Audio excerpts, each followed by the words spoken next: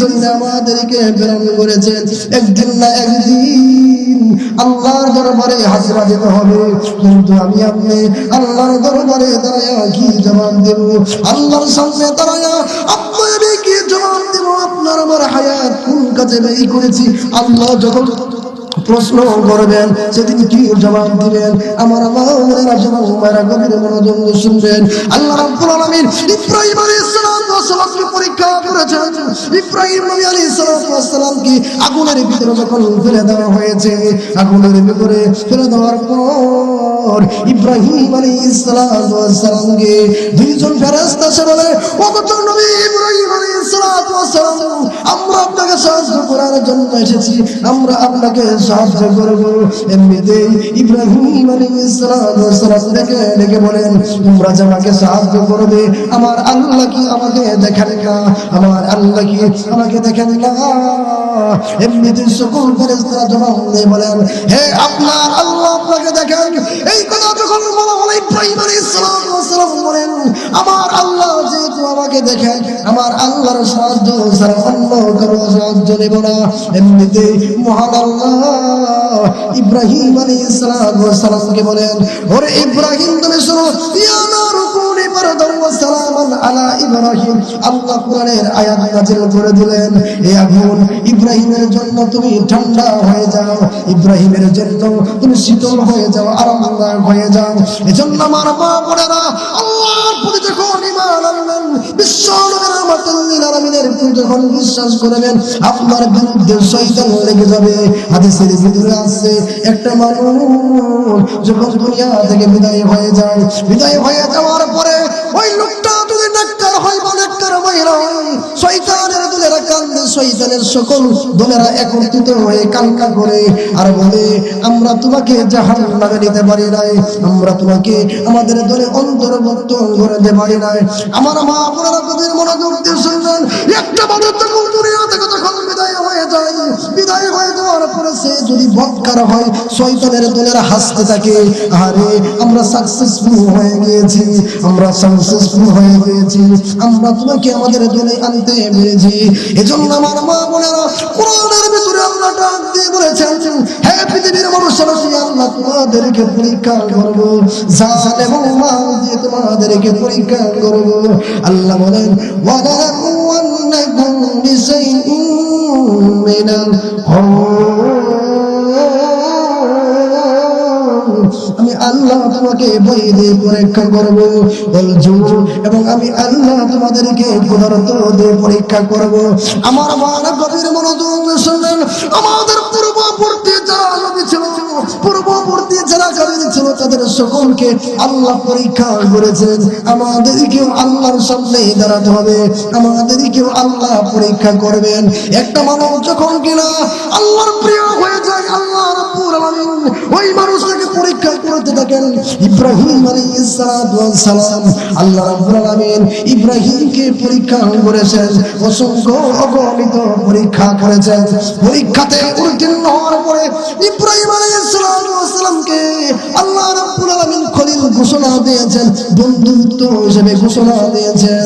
আমার মা বোনেরা, আমার যুবক ভাইয়েরা, গভীর মনোযোগ শুনবেন, আল্লাহ পৃথিবীতে আমাদেরকে একটা হায়াত দিয়ে পাঠিয়েছেন, যে কোন কিনা আপনার আমার দুনিয়ার জীবন যখন শেষ হয়ে যাবে, আল্লাহ রাব্বুল আলামিনের দরবারে যখন দাঁড়াতে হবে, সেদিন কি আমল নিয়ে দাঁড়াবো? কিয়ামতের ময়দানে 5টা প্রশ্নের জবাব দিতে হবে। 1 নম্বর হলো হায়াত কোন কাজে ব্যয় করেছো, 2 নম্বর হলো যৌবন কোন কাজে ব্যয় করেছো, 3 নম্বর হলো আল্লাহ রাব্বুল আলামিন বলবেন এলেম কতটুকু অর্জন করেছো, আমল কতটুকু করেছো। 4 নম্বর আল্লাহ রাব্বুল আলামিন পরীক্ষা করবেন, তুমি কতটুকু মাল অর্জন করেছো আর কতটুকু আল্লাহর রাস্তায় খরচ করেছো। 5 নম্বর হলো এলেম কতটুকু অর্জন করেছো, আমল কতটুকু করেছো। ওই প্রশ্ন মহান আল্লাহর দরবারে আল্লাহ যখন করবেন, তখন আমি আপনি কি জবাব দেব? আমার মা বোনেরা, আমার বোনেরা, ওই মোবাইল থেকে দূরে থাকবেন, কারণ এই মোবাইল টিপার কারণে অনেক মা বোনেরা হারাম রিলেশন করে, যুবকদের সঙ্গে প্রেম প্রীতি করে এক পর্যায়ে ওই যুবকের সঙ্গে পালিয়ে যায়।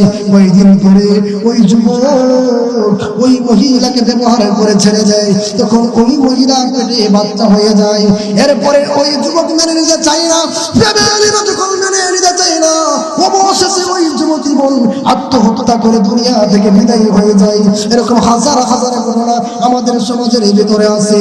এজন্য আমার মা বোনদেরকে বলছি, আপনি যদি পর্দা করেন, আপনি যদি আসিয়া আলাইহিস সালাতু ওয়াস সালামের মতো যদি একজন কামেল বান্দা হতে পারেন। আসিয়া আলাইহিস সালাতু ওয়াস সালাম কেমন কামেল বান্দি ছিলেন? আসিয়া আলাইহিস সালাতু ওয়াস সালাম ছিলেন ফেরাউনের বউ। ফেরাউন ছিল এই জমানার ভিতরে কুখ্যাত একজন ফেরাউন। সে খারাপ মানুষ, সে মানুষদেরকে শান্তিতে থাকতে দিত না। সে বলতো আমি খোদা, আমি রব। যখন এরকম বলে স্লোগান দিয়ে দিল মুসা আলাইহিস সালাতু ওয়াস সালামের প্রতি, আসিয়া আলাইহিস সালাতু ওয়াস সালাম ঈমান এনেছে।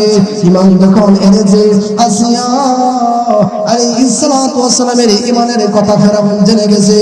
এমনিতেই আসিয়াকে ডাকলে বলে, ওরে আসিয়া, তুমি নাকি ঈমান এনেছো? তুমি নাকি মুসার প্রতি ঈমান এনেছো? আসিয়া আলাইহিস সালাতু ওয়াস সালাম ডাক দিয়ে বলেন, হ্যাঁ আমি ঈমান এনেছি, আমি মুসার প্রতি ঈমান এনেছি।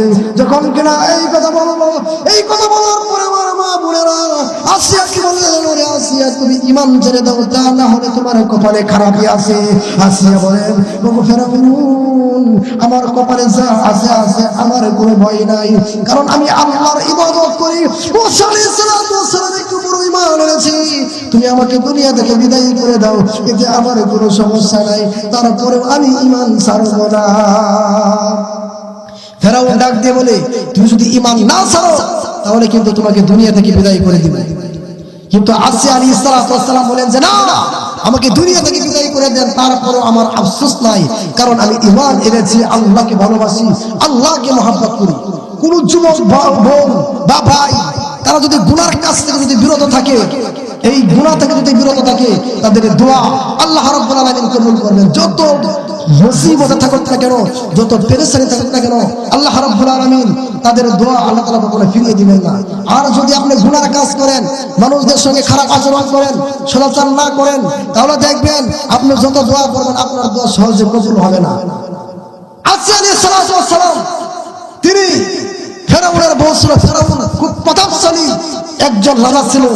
সে বলেছে যে আমি হচ্ছি খোদা, আমি হচ্ছি কি খোদা। আসলে সে তো খোদা না, সে হচ্ছে খোদা, তার ভিতরে কোনো কিছুই নাই। সে তার স্ত্রী আসিয়া আলাইহিস সালাতু ওয়াস সালামকে বলে, ওরে আসিয়া, তুমি যদি ঈমান যদি না ছেড়ে দাও তাহলে কিন্তু তোমাকে দুনিয়া থেকে বিদায় করে দেব। শেষ পর্যন্ত আসিয়া আলাইহিস সালাতু ওয়াস সালামকে নির্যাতন করতে করতে দুনিয়া থেকে বিদায় করে দেওয়া হয়েছে। এরপরও তিনি ঈমান ছাড়েন নাই। এজন্য তিনি